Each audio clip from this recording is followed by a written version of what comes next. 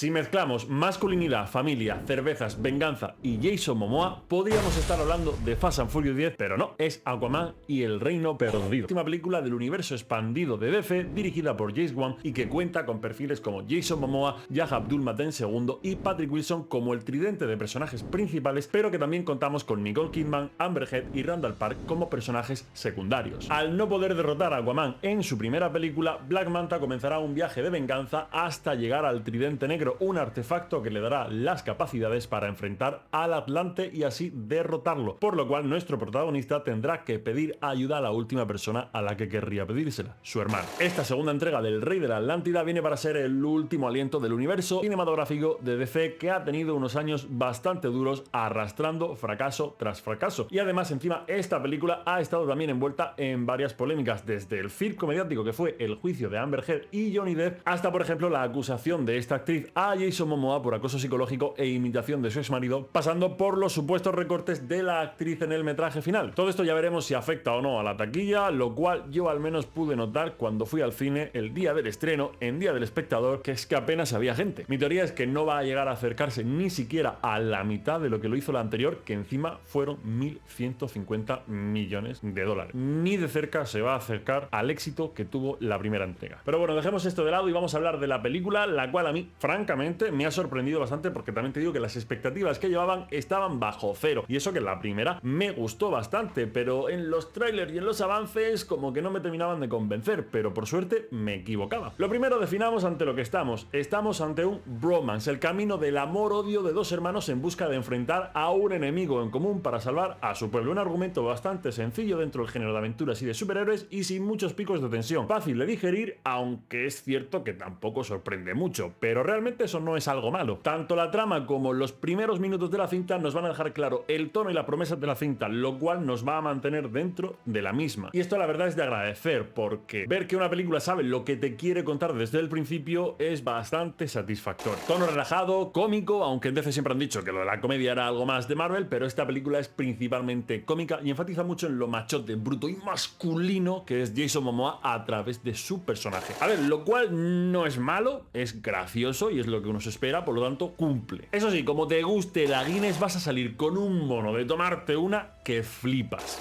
Por cierto, detalle que no tiene nada que ver con la cinta. ¿Sabías que la Guinness sabe distinta en Irlanda que en el resto del mundo? Aquí en España, por ejemplo, sabe como un sabor tostado y allí sabe como agua de fregar. Fin de la cita. Hablemos de los personajes. No vamos a ver realmente nada nuevo. Intentarán mostrarnos a un Aquaman cambiado tras ser rey y padre, pero realmente apenas tiene impacto. Es más de lo mismo, solo que un poquito más, un pasito adelante. Por lo que si te gustó la primera película y te gustó Aquaman en la primera película, en la segunda pues os va a gustar también. Como comentaba, los personajes masculinos son el núcleo de la cinta, tanto de un lado como de otro, como también de elementos importantes que no os quiero contar porque acabaríamos cayendo en el spoiler, y los personajes femeninos son secundarios, ya sean también para un lado como para el otro, y sus apariciones son algo realmente anecdótico. De hecho, la que más aparece es Amber Heard y la verdad no sé si le habrán metido tijeretazo a su metraje, porque tampoco le veo mucho hueco en cuanto a lo que podría hacer dentro de la propia cinta. De hecho, esto es lo que me hace pensar que la película está más orientada hacia un público masculino que femenino, la verdad. El personaje del villano es también una línea recta, no tiene muchos altibajos. Tengo un objetivo y voy a hacer lo que haga falta para conseguirlo. Punto. Le quiere meter un poquito de juego con el tridente, pero no termina de cuajar, porque más que aportar es solo una justificación para que se pueda enfrentar a Aquaman y ponerlo en un apuro. Y esto es quizás lo peor del guión, el cómo gestionar el nivel de amenaza y a lo que se enfrentan los personajes, llegando a un final un poquito anticlimático y realmente muy poco satisfactorio. Yo creo que han querido centrar un poco el conflicto en la relación de los hermanos y el villano ha sido como un medio, pero creo que eso ha hecho que se diluya la atención al peligro y acabemos, como digo, con un final pues un poquito flojito. Una cosa que también creo que se ha diluido, que ha empeorado y que creo que hacía especial a la primera entrega de Aquaman, es el diseño del mundo submarino. Aunque tiene puntazos muy buenos y unos diseños en algunas ocasiones maravillosos, como la isla y las minas dentro de la isla, la verdad es que se ha perdido esa belleza que se nos mostraba en la primera cinta, sobre todo en el reino atlántico. Perdón, de la Atlántida. Y eso que se nos introduce otro reino, está en el título, tampoco es un spoiler, que recuerda un poquito a Mordor, pero que podría haber sido un gran despunte, pero se queda sin fuerza, se queda sin ese punch. Y es que el CGI y los efectos visuales en esta película son bastante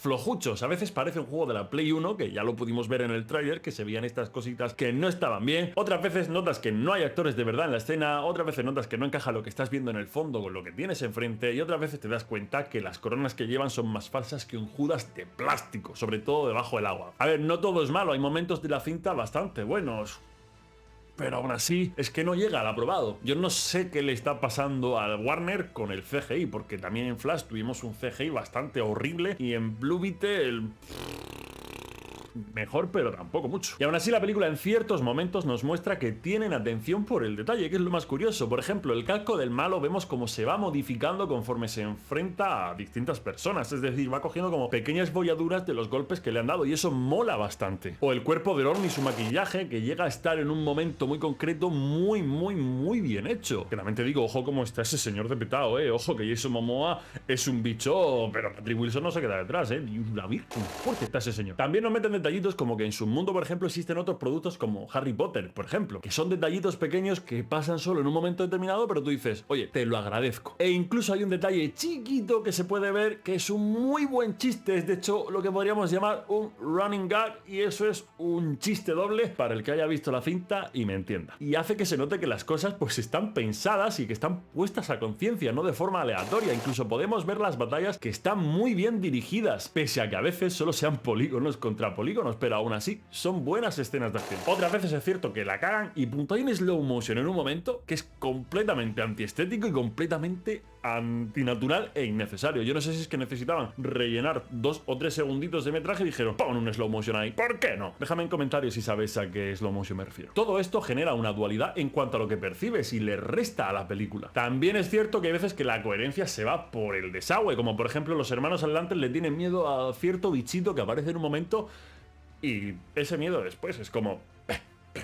O como verte de repente a un bebé en la Antártida cubierto solo por una manta. Pero bueno, realmente son detallitos muy pequeños que te los crees y punto, porque están dentro de la película y no afectan casi nada a la propia narrativa. Otra cosa que sí que me ha gustado, pero que también a veces no encajaba, era la banda sonora compuesta por Rupert Gregson Williams. Bueno, realmente lo que yo notaba que no encajaba no era en sí la banda sonora, sino cuando usaban música de grupos rock que ya existen, así populares, que me parecían que estaban medidas con pinzas y mal para realzar, por así decirlo, la masculinidad del personaje de Jason Momoa, que es algo, ya te digo, a lo que le han hecho bastante hincapié dentro de la propia cinta. Pero lo que es la banda sonora en sí, pues sinceramente me ha gustado bastante y creo que sigue bastante bien la estela de la primera, que también me gustó en su momento. Y me parece muy acorde al tono de la cinta. Un detalle curioso que tiene esta cinta, y más siendo la última del universo cinematográfico de DC, es que es una película en sí misma, no necesita de otros productos para entenderla, ni hay un impacto de otras películas en ella, salvo, bueno, claramente la primera película de Aquaman, por supuesto. Vamos, que no parece parte de un universo cinematográfico, sino una secuela y punto. Y eso sinceramente me ha gustado bastante, es un respiro dentro de todo este mundo gigantesco de ahora los universos cinematográficos, que es como, vale, déjame descansar, quiero ver una secuela y solo quiero saber que el hermano fue malo en la primera y lo capturamos, y el malo de ahora era el hijo de un tío al que Aquaman reventó, punto. Y encima te lo explican en la peli, así que pa'lante. No te haría falta ni ver la primera. En resumen, Aquaman es una película divertida, tranquila, coherente en su mayoría, con personalidad y que nos va a brindar una buena experiencia. Yo salí contento del cine, sinceramente,